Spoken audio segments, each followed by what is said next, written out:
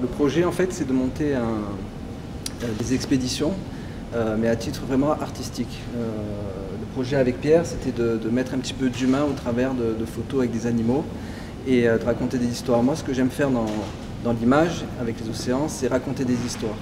Donc on a essayé de mettre vraiment en avant les animaux avec une petite part d'humain, notamment Pierre, qui a en plus une manière très élégante de se déplacer, de se mouvoir dans l'eau. Et le but du livre, en fait, c'est d'émerveiller, de montrer le beau pour sensibiliser à la protection des océans.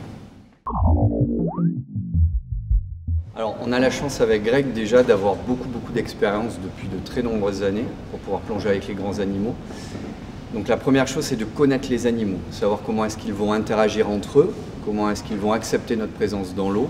Et on a l'habitude de dire que notre façon de s'immerger dans l'eau, elle est de façon très humble. Il faut rentrer dans l'eau avec humilité. L'humilité, c'est savoir qui l'on est et qui est l'animal que l'on va aller rencontrer.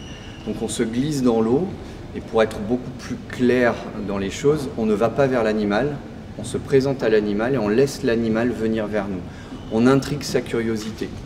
C'est d'autant plus facile pour nous que comme il y a un photographe, un sujet et un animal, forcément il y a un ordre.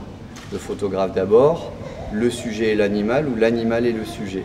Et donc c'est l'animal qui va décider, même s'il fait 14, 18, 20, 30 ou 40 tonnes, c'est lui qui va décider comment est-ce qu'il s'approche de nous, s'il vient et comment est-ce qu'il se comporte. Et nous ensuite on va composer.